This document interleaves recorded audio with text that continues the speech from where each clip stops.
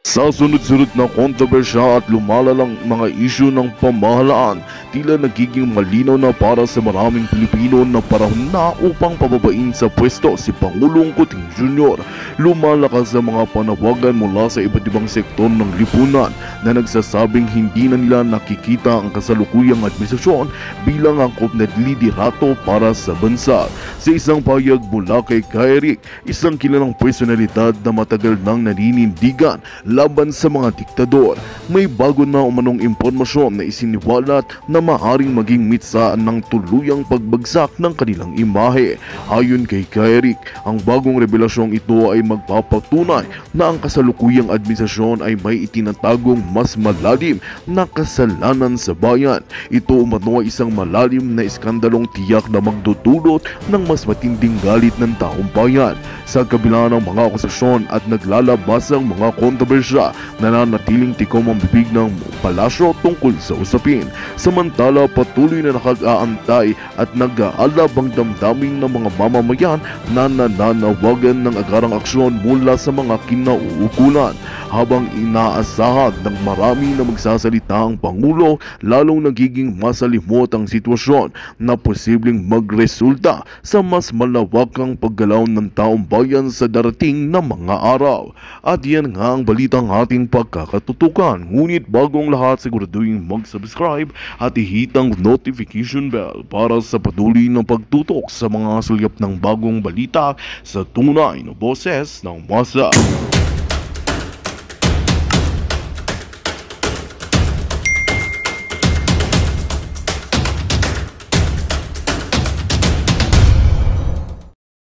Ng religious group na Kingdom of Jesus Christ o KOJC, iba ang tatak Duterte pagdating sa paglilingkod at pagbibigay ng serbisyo para sa bayan.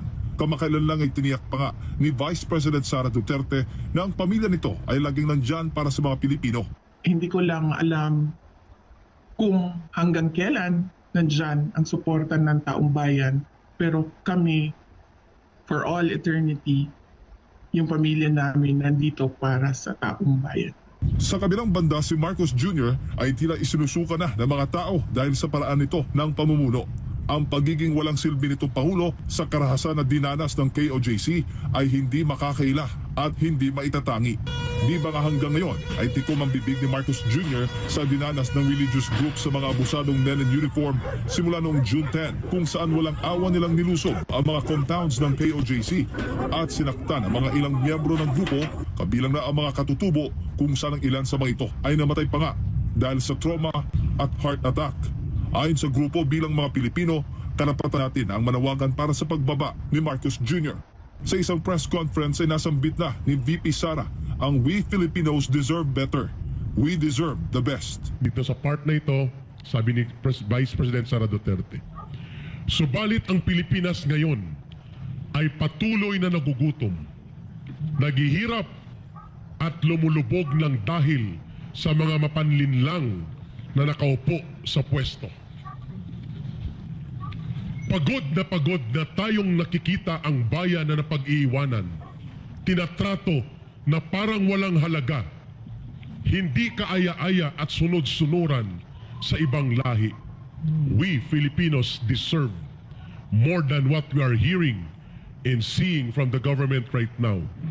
We Filipinos deserve better.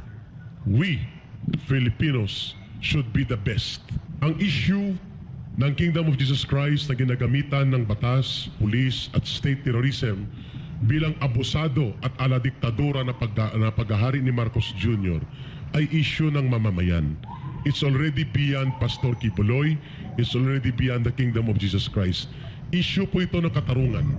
Kung ang Pangulo ng bansa na siyang dapat nangangalaga sa batas, nagpapatupad ng batas at nangunguna sa pagprotekta ng mga inosenteng sibilyan, kabataan, kababaihan at manggagawa sa simbahan ng Kingdom of Jesus Christ ay siyang unang lumalabag sa mga batas na ito, walang dahilan na hindi niya gawin ito sa iba pang bahagi ng lipunan at mamamayan. Therefore, it extends beyond the Kingdom of Jesus Christ. I agree with VP that we deserve better. The government is designed for the people and of the people. And that is why if the government serves contrary to its calling, then we need to call its attention, or we need to question already this government. Vice President Sara is simply invoking the social contract theory that all Republican governments are founded upon. We have the right to demand accountability on the public officers that we put into the levers of powers of our government. So if these persons who are not anymore performing their supposed job in accordance with the social contract theory, then we, the people, have the right to also demand that they step down from that government. Yes. Sabi nga po sa 1987 Constitution, Article 2, Section 1, the Philippines is democratic and republican state. Sovereignty resides in the people and all government authority emanates from them. Let's exercise this power, this authority.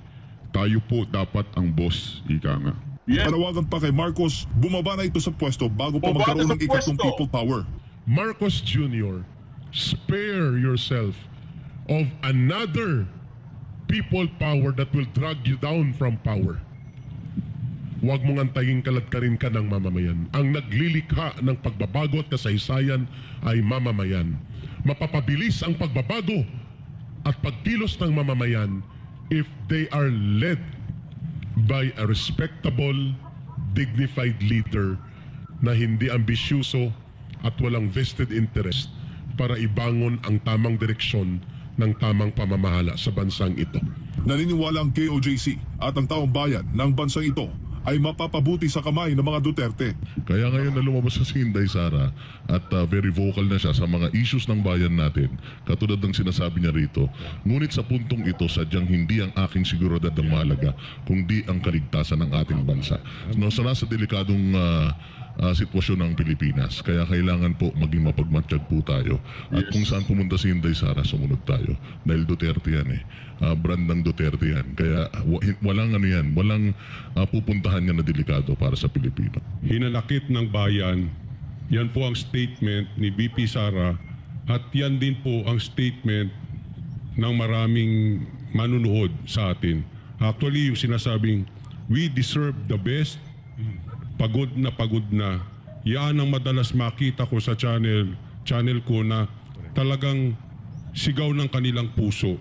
Kaya napapanahon itong statement ni VP Sara, pero higit sa lahat ng mga sinabi ni VP Sara, yung strong statement behind it.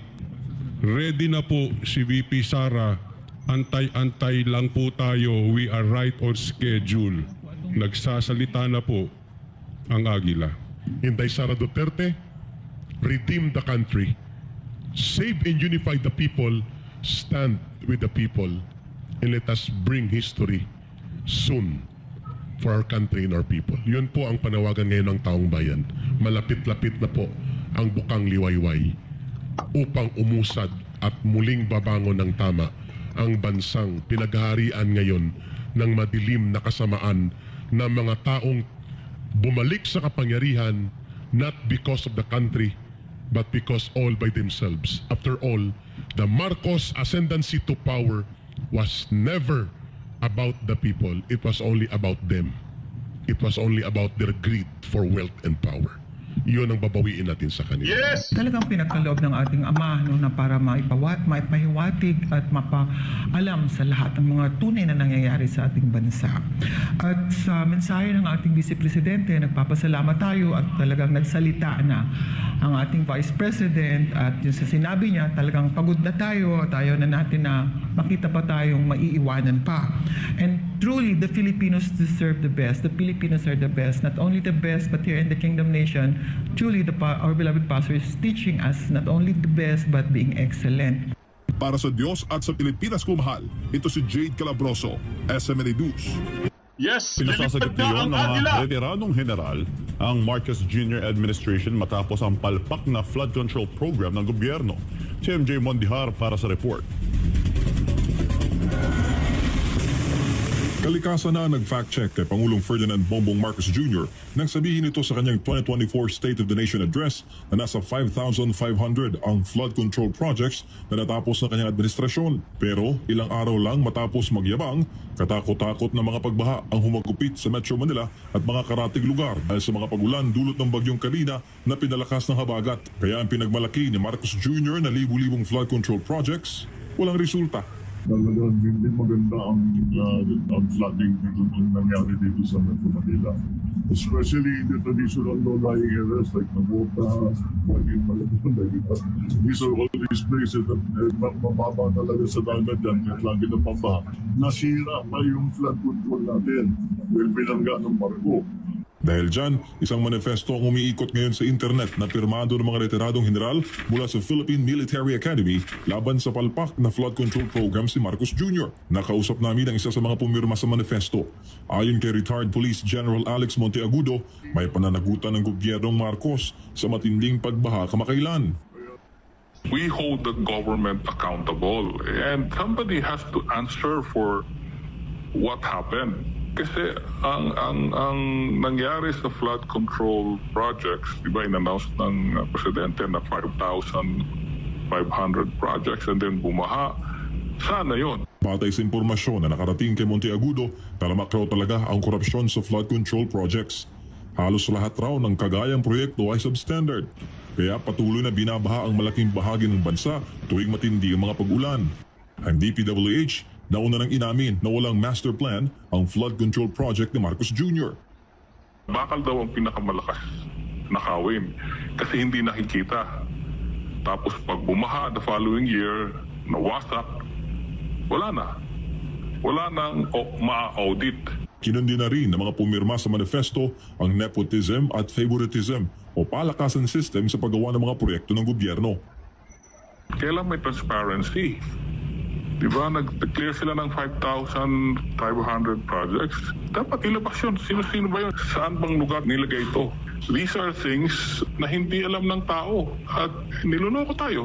So, kailan pa tayo magsasalita? Pinaiimbestigahan naman ng retired generals at pinasasagot kung sino ang nagkulang sa flood control projects. Gusto rin nilang maisiwalat ang buong detalye ng lahat ng flood control projects sa administrasyon, kung magkano at ang resulta kung nagawa na ba ang mga ito. Pinapuproteksyonan rin ng mga former PA mayor ang mga whistleblower na lilitaw na magsisiwalat sa totoong estado ng mga nabanggit na proyekto. Saad naman ng mga pumirma sa manifesto na hindi sila mananahimik, hindi papipigil at hindi tatanggapin ang taasang pagnanakaw sa kaban ng bayan.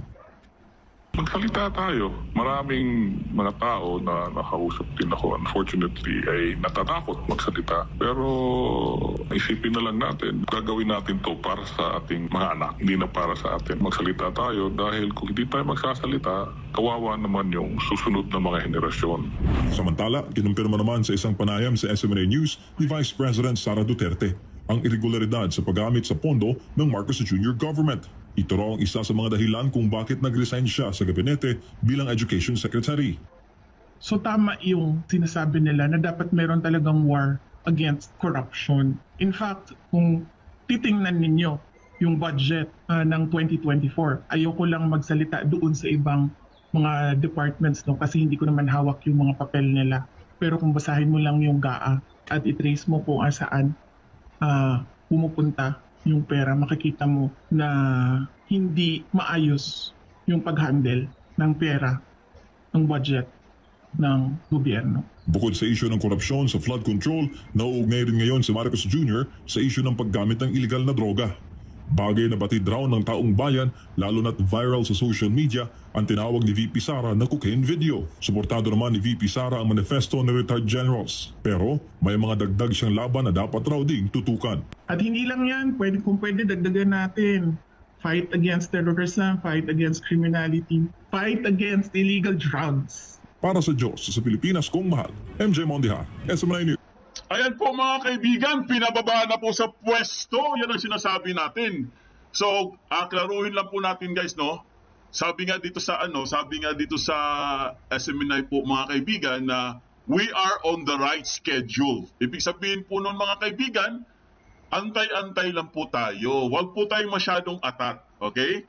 mangyayari din yan mga kaibigan kasi po, naka-ready na yan guys. At si VP Sara po mga kaibigan, napansin nyo ba? Nagsasalita na po siya guys. Nagbibigay na siya ng mga mabibigat na mga statement. Ibig sabihin guys, talagang papunta na tayo doon. Kaya ano lang tayo, no? Stay put lang tayo, abang-abang lang po tayo mga kaibigan. Dahil syempre guys, pinag-iisipan din yan eh. Gumagawa din sila ng magandang programa at magagandang hakbang at mga strategy para naman po mga kaibigan, pag talagang nangyari yan, hindi po siya hilaw. Dapat po talagang lutong-luto po mga kaibigan para siguro po tayo mga kaibigan. Pag dumating yung panahon na yan, ayun, talagang sasabog po sa mukha ni Bangag mga kaibigan. So, wag na lang niyang antayin kung ako sa kanya. Wag na lang niyang antayin na hilain siya ng mga tao palabas dyan sa Malacanang. Ang pinakamaganda dyan mga kaibigan, ang pinakamagandang gagawin niya dyan, siya na mismo kusa bumaba sa pwesto. Diba? Sabi nga ni Ka Eric, wag mong antayin dahil ang nagluklok sa iyo mga tao, syempre ang magpapababa sa iyo mga tao din. Kasi po pag punong-puno na po ang mga tao guys at hindi na po talaga nila masikmura, sabi nga sukang-suka na nga daw no?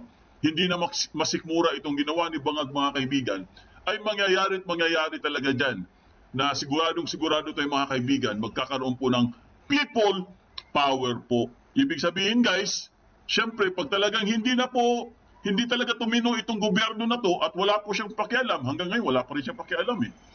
Tingnan nyo nangyari sa Davao, tingnan nyo nangyari sa Kingdom. Hanggang ngayon wala pa rin siyang pakialam, wala pa rin siyang concern, wala pong nagsasalita. Tahimik lang po sila guys. Lumabas na po ang pulboronic video, tahimik sila. Lumabas na po si Kapi Binag, tahimik pa rin sila. So ano na lang ang gagawin natin? Ngayon, nagsalita na po si VP Sara. Tahimik pa rin sila? Ha? Tahimik pa rin sila? Vice President na po ang nagsalita guys. Vice President. Kailangan kabahan na sila. At kailangan umaksyon na po sila mga kaibigan kasi grabe na po ang patama. Grabe po ang mga sinasabi ng ating mahal na Vice President. Talagang ito po, straight to no, direct hit. Straight talaga ito mga kaibigan sa Malacanang kay Bangag. Ang message na yun ay para talaga sa mga Bangag. Di ba? Wag lang, wala dapat mga champagne. Di ba? Alam niyo na ibig sabihin nun. Puro kay mga alta sosyal, puro kay mga concert. Di ba? Pero hindi nyo, kumbaga pinabayaan nyo lang ang mga tao. Kawawa naman. Lalo na po sa flood control mga kaibigan. Napaka-controversial po yung flood control na yan. Hindi po nila ginawa ang kanilang trabaho. Kasi po mga kaibigan, kung meron talagang flood control na sinasabi nila, 5,500 completed, ibig sabihin dapat may resulta po siya, di ba? Dapat meron siyang resulta. Pero nung binaha ang buong Metro Manila mga kaibigan, ayun, sumambulat po sa ating lahat, guys. Matinding pagbabaha. Ibig sabihin, nabudol pala tayo. Biro nyo, 1.4 billion kada araw ang budget niya sa flood control.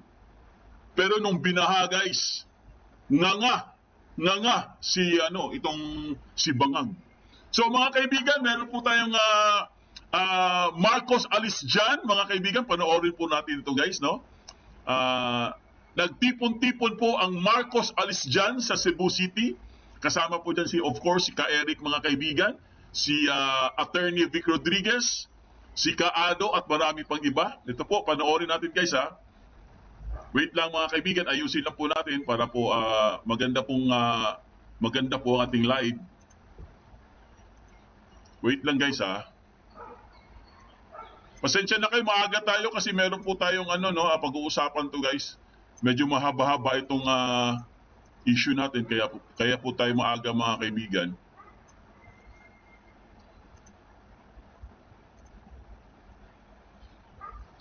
Nakikita nyo ba guys? Klaro ba yung audio natin, mga kaibigan? Klaro ba yung audio? Klaro ba yung video? Paki-press 1 po bago po tayo mag-umpisa guys. Para hindi po natin na baka mamaya. Because earlier I had an unexpected experience. Klaro ba yung audio? Paki-press 1 po, mga kaibigan. Maraming salamat. 56 years ago. And that will give you an idea how old I am. I was elected President of the College Ayan si Kaado Guild po, guys. of the Philippines here in Cebu City. Yes, Cebu! Palakpakan! And my inducting officer, the one who inducted me to office, was Governor Rene Espina. And so when I met General Espina earlier, I was a bit shattered because, you know, it's like a whole circle making a full turn. Ang pangalan ko po ay Adolfo Paglinawan. Ang middle name ko po ay Quezon. Kaya hanggang high school, ang tawag sa akin ng mga classmate ko, Dolphy Quezon. Kaya sabi ng mga followers ko sa vlog, bakit hindi ka tumakbo sa 2025? You will be a sure winner. But that is the farthest from my mind now. The nearest from my mind now is my message to the President of the Philippines, which comes from Dolphy Quezon. BBM, magsumikap ka. BBM, magsumikap ka. Dahil ang trust rating mo, 31% lamang, which is only 49% of Inday Sara, 49%, 63 si Inday Sara, net trust rating. This was June 17 to 24 Pulse Asia. This was before the SONA. The SONA, which was a catastrophe, because it was, the SONA became the state of no achievement for the President. And the longest part of his speech were the achievements of Sara Duterte as Secretary of Education, which Sara Duterte inaugurated in time for the school opening last year, which is now known as the Matatag curriculum. 70% reform, 70% reform of our curriculum na nagbabagsak sa atin sa mga PISA rating. Noong 2018, 78 ang nag-PISA rating. Hulaan nyo kung anong number ng Pilipinas among 78 contestants. 78. Noong 2021, hindi natuloy dahil sa COVID, 2022 early, nag-PISA rating. 81 ang nag-participate. Hulaan nyo kung anong rating ng Pilipinas. 78 pa rin. We were number 78 out of 81 participants. Kaya itong Matatag curriculum reforms, overhauls 70% of your children and your grandchildren's curriculum in the public school. That is how revolutionary the achievement of Sara Duterte is.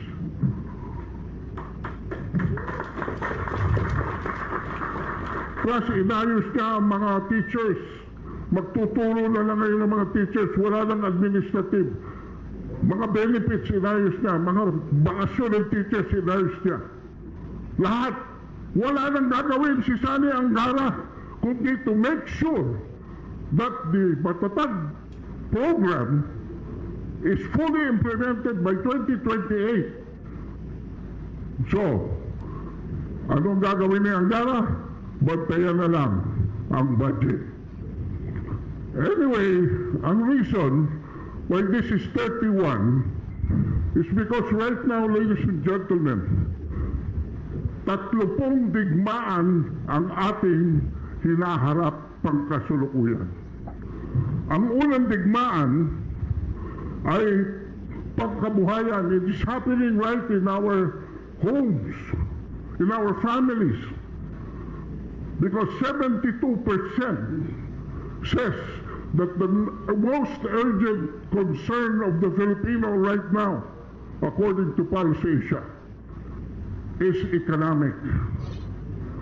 72% controlling inflation, 44% increasing the pay of workers, 32% reducing poverty downwards. But we are fighting a second war. Ang pangalawang digmaan ay nasa ating lipunan, in our social order. We are fighting for kaayusan. And number one na problema dito ay ang problema na nakaugat sa Malacanang. Fighting graft and corruption all the way from the top. Yeah! And you go down, promoting peace, fighting criminality. Wala na yung nakapaglalakad, lalo na sa Metro Manila. Ang mga tao na matiwasay, lalo na paggabi na. Nobody walks freely now in Metro Manila. E napapansin nyo ba? Mga bata nawawala, nakikidnap, kusa, ang dami na. And what is the state of the drug war? When the drug war again is traceable all the way to the top in the house of the Mangs. That is why our society now is in a disarray. But the worst war that we are fighting now is against our government. Ito ang pangatlong digmaan. Bakit? Sabi ni Bongbong Marcos, our priority is defending the integrity of Philippine territory against foreigners. But what did he do? Alam niyo, noong January 2023, nagpunta si Bongbong Marcos sa China, sa Beijing. And he was promised 23 billion by Xi Jinping as economic assistance.